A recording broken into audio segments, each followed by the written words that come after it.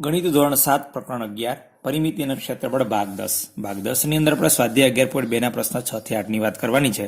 પ્રશ્ન છઠ્ઠો છે, સમાંતર બાજુ ચતુષ્કોણ ABCD આપેલો છે. એમાં DL છે એ AB પરની ઊંચાઈ છે અને BM છે એ AD પરની ઊંચાઈ છે અને આ સમાંતર બાજુ ચતુષ્કોણનું ક્ષેત્રફળ 1470 ચોરસ સેન્ટીમીટર છે અને AB ની લંબાઈ 35 સેન્ટીમીટર અને AD ની લંબાઈ એટલે કે બાજુની લંબાઈ આપેલી છે એના પરના વેધની લંબાઈઓ આપણે એટલે કે આ ચતુષ્કોણની ઊંચાઈઓ આપણે મેળવવાની છે.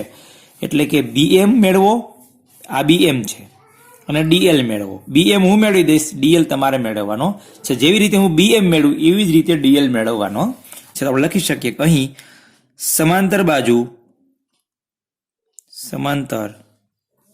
બાજુ ચતુષ્કોણનું ક્ષેત્રફળ આપી દીધું છે બરાબર 1470 સેન્ટીમીટર સ્ક્વેર એટલે કે ચોરસ સેન્ટીમીટર તથા અહીંયા હું BM મેળવું છું તો BM કઈ બાજુ પરનો વેધ છે તો કે AD, તો તથા AD નું માપ તથા AD બરાબર 49 સેન્ટીમીટર છે. આપણે મેળવવાનું છે શું તો કે BM અથવા MB બરાબર કેટલા. તો આપણે લખી શકીએ સમાંતર બાજુ ચતુષ્કોણ ABCD નું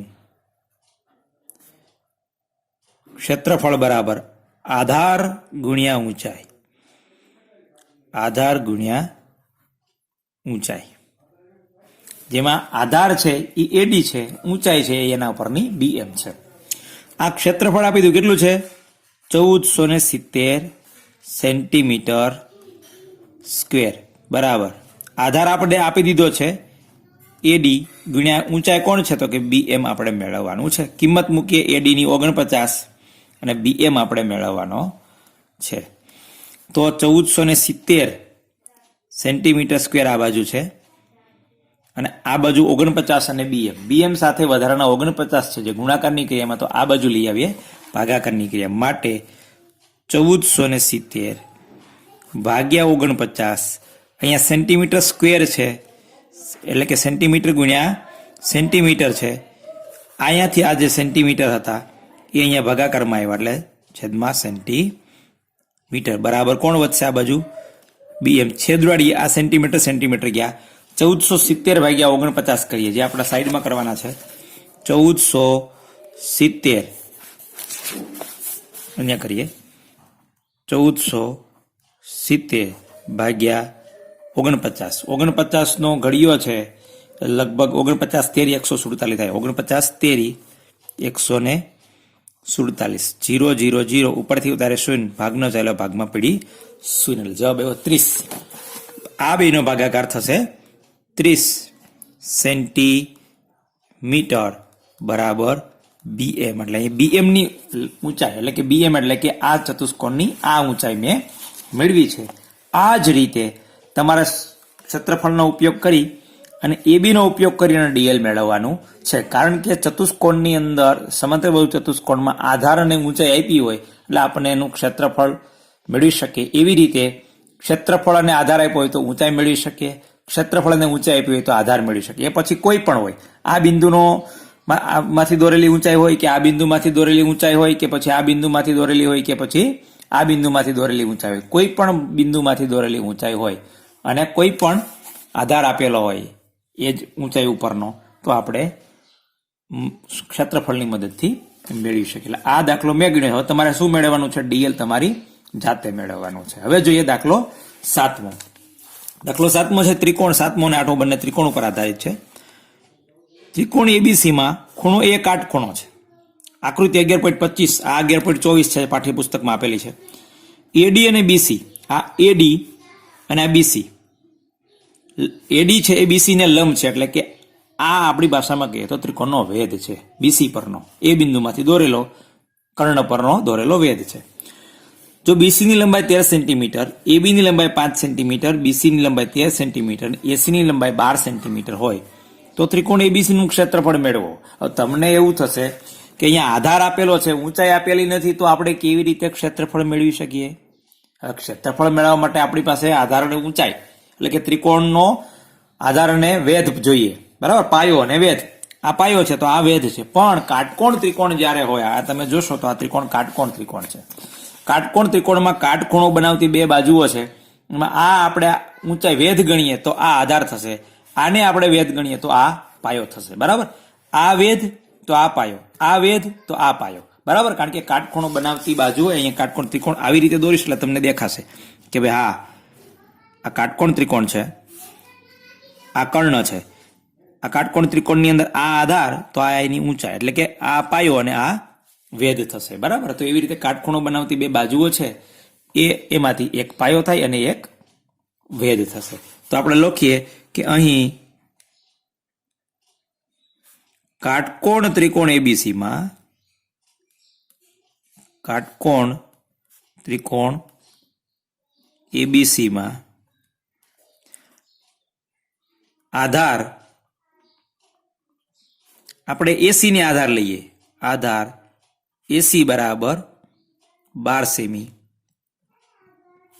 અને ઊંચાઈ એટલે કે પાયો અને ઊંચાઈ ને એબી છે ને ઊંચાઈ લઈએ એટલે કે પાયો લઈએ, એટલે ઊંચાઈ આપણે વેધ લઈએ, એબી બરાબર 5 સેન્ટીમીટર. એટલે આપણી ભાષામાં કહીએ તો આવી રીતે આ કાટકોણ ત્રિકોણ છે, બરાબર.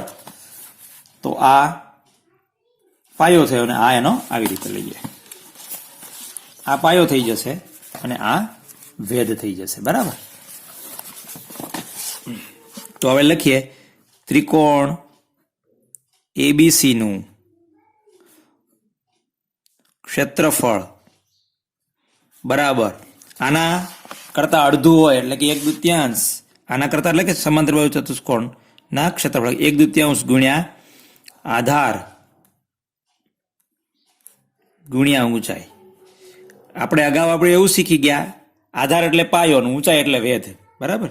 તો 1/2 આધાર કોણ થશે તો કે એસી ગુણ્યા ઊંચાઈ કોને લીધી છે એબી ને, તો માપ લખીએ હવે, બરાબર. 1/2 ગુણ્યા 12 સેમી ગુણ્યા એબી એટલે 5 સેમી. છેદ ઉડાડીએ, અહીંયા ઉડી શકે છે, 2 × 6 = 12.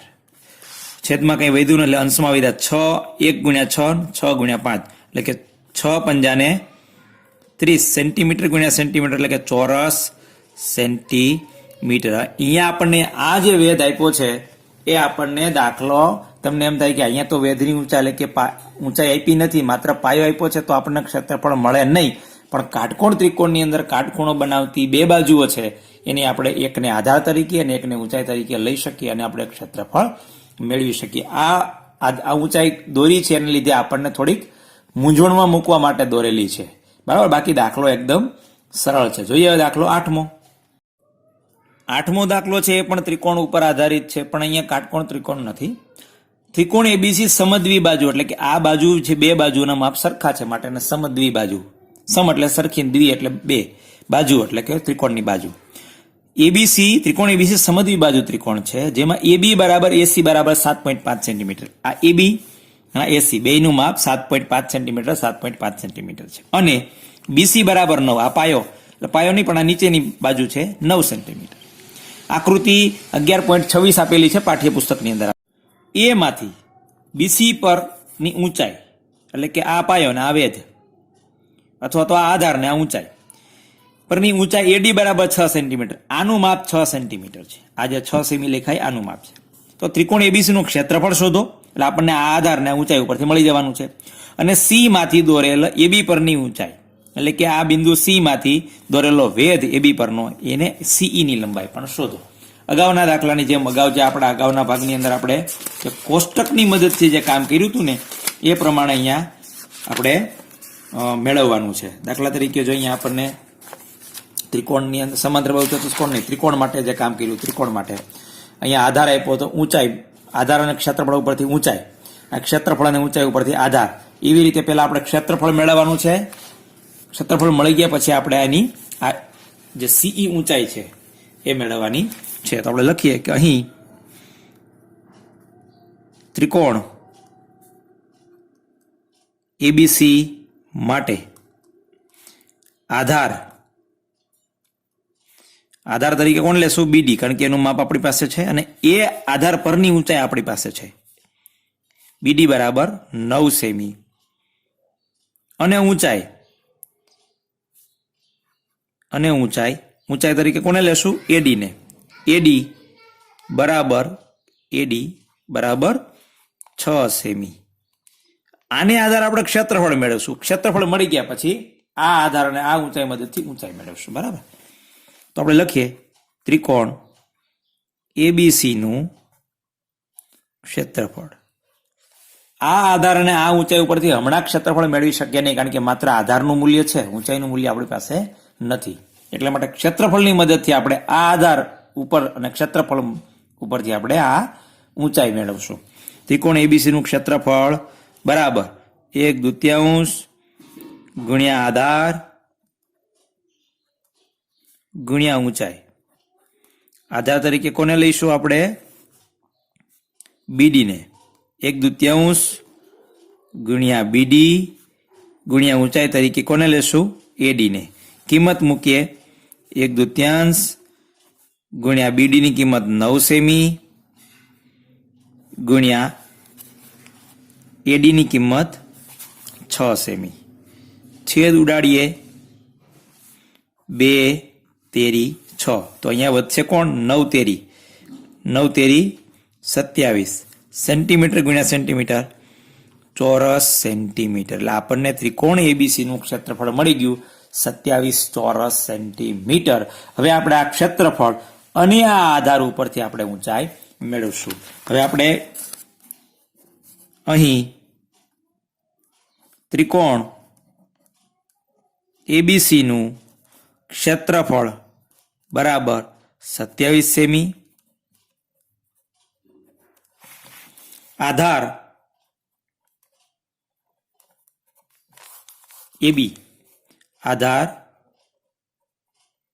એબી બરાબર 7.5 સેમી અને ઊંચાઈ આપણે મેળવવાની છે જે, અને ઊંચાઈ આ આધાર ઉપરની ઊંચાઈ કોણ છે? તો કે સીઈ. ઊંચાઈ સીઈ બરાબર કેટલા? હવે આપણી પાસે આ આધાર અને આ ક્ષેત્રફળના આધારે આપણે ઊંચાઈ મેળવીએ. અગાઉના દાખલાની જેમ લખીએ ત્રિકોણ એબીસી નું ક્ષેત્રફળ બરાબર 1/2 ગુણ્યા આધારને આપણે શું કહીએ છીએ? બી, અને ઊંચાઈને શું કહીએ છીએ? એચ. એમ લખો તો પણ વાંધો નહીં હોય. 1/2 ગુણ્યા બી ગુણ્યા એચ. આપણે આધાર તરીકે કોને લીધો છે? 1/2 ગુણ્યા આધાર તરીકે એબી ને લીધો છે. 7 એબી લખીએ. એબી ગુણ્યા ઊંચાઈ કોને લીધું છે? સીઈ. કિંમત મૂકીએ બધાને. આનું ક્ષેત્રફળ આપણી પાસે છે કેટલું છે?